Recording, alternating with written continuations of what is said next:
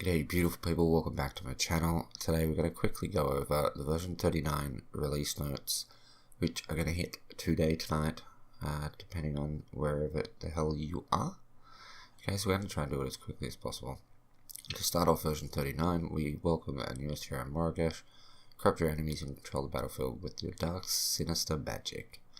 Alright, I'm not going to be playing the cinematic trailer which has been released for her, but I will leave a link in the description to that trailer if you want to watch it. So she's got two skins coming out, one of which looks really cool. The jungle, a number of changes have been made to the jungle. We'll go over that in a second. Changes have been made to prime cards.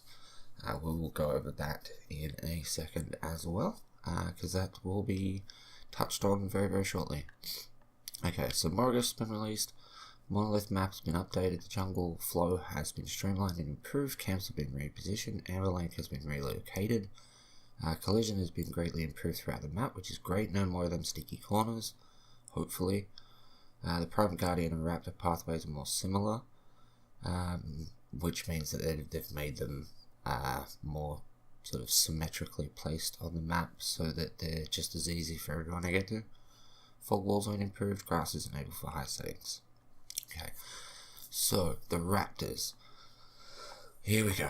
The Raptor camp no longer reinforces one at a time. The Raptor camp will begin respawning 4 minutes after all Raptors have been destroyed. That is actually a good change. So you've got to destroy all three Raptors, and then 4 minutes later, they will respawn. The Raptor melee attacks will now damage their primary target. They've increased their max level from 5 to 15. Every 2 minutes they will level up, gaining health per level, and they'll stop scaling after 30 minutes. Okay, so they'll reach level 15 at 30 minutes after they've spawned. The stat changes: they've lost 200 health, 200 CP for their bounty. They've lost a load of health, so when they first spawn they are very easy to get rid of. Implemented health per level scaling for Raptors, gain 125 health per level every 2 minutes. Okay, so the Prime Guardian, they have reduced the respawn time from 480 seconds to 420 seconds. He levels up every 2 minutes as well, gaining health per level. He's now level 15 at max instead of level 5, so he has nearly 30% less health at the start, but he gains 325 per level every 2 minutes. They've reduced the duration of the prime buff from 180 to 150 seconds. They have updated the cards, obviously we said that. They've updated vision rules for river buffs. River buffs will now update every 2 minutes, regardless of whether it has been destroyed previously. That's nice. I like that. So you know that it's going to be up every 2 minutes. The cards, weekly card pack, Micro Nuke, very good card. Reaper's Key, very good card. And Swift Creek Heart is also a good card. Now, the prime cards. The Warlord is now 27.5 attack speed. That is a good amount of attack speed. The Archmagus is 30 points of power. And the Centurion is 250 points of max health. Okay, so that's 30 power. 250 health. Okay, it doesn't seem like much, but every single card now restores 3% of your max health and 3% of your max mana every second if you've not taken damage in the last 6 seconds. Nearby minions have their max health doubled. All friendly range minions are granted Death Touch for the next 30 seconds. Minions with Death Touch will instantly kill an enemy minion they attack.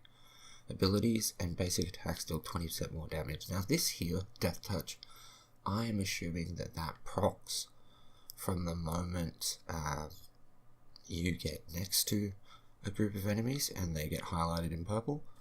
And I'm assuming that means that 30 seconds later they no longer have Death Touch, but if a new wave comes in, they will receive Death Touch, but I could be wrong. Satori Cloak no longer shreds armor from structures. That's a good update. Stinger Boost update now activates on ability cast instead of ability hit, but it will no longer trigger on toggled hero abilities like Grim Suppression Mode or Narbash's Song of Her People, and they've stopped the audio from playing globally. Divine Shield now blocks Prime Guardian's abilities, and Ash of the Witch can only be applied once every 2 seconds. I love this because Ash of the Witch is so strong right now. Excuse me. So the heroes have had some bug fixes, like Aurora's Ice Spike should now show team colour. They've polished the Frozen Simulacrum's effects, fixed an issue where Aurora would sometimes be launched into the air, fixed an issue with Aurora's Ice Stairs animation. Okay, Bellica's had her Salute animation updated. Countess fixed Glowing Blades visual effect after leaving the Shadow Plane. More visual effects for everyone. Gadgets actually had her Speed Gate activation time reduced to 0.15 seconds after it hits the ground instead of half a second. And her ultimate will now appear in the death recap. Gideon's tall space will no longer close if he gets rooted when he lands. Grim fixed the bug preventing his suppression mode from slowing minions. Howitzer's slow grenade will now activate 0.1 second after hitting the ground instead of half a second. And they've tried to make his directional leap when you activate your ultimate more forgiving, because it does kind of stuff up sometimes. Okay, improve responsiveness of basic attacks after activating Unleashed on Chimera. Not actually sure exactly what that means, but it's obviously a good thing. Kwong's had some issues fixed. Moragesh has got her 2 skins and her emote added in. This one's quite interesting. Modoc's Buckshot, Move Along the Static Track, are now Quick Cast. Instant cast unless button is held down, okay? So that means that Buckshot and Move Along, you'll just be able to instantly use them by just tapping the button. Static Trap will just put it a certain distance in front of you if you just push the button, or you can hold it down to see where it's going to be cast. They've improved responsiveness on abilities across the board. Then they've adjusted his blue variant skin to make it less like the original. Muriel's Reversal of Fortune soft cooldown, if she's interrupted before activating it, has been removed. Muriel can no longer use Reversal of Fortune while in the air. There's some more bug fixes in here as well. And that's about it. These are all just bug fixes down the bottom here. Thankfully they fixed Sparrow's low health focal effort, which can be quite annoying. She just constantly goes, Okay.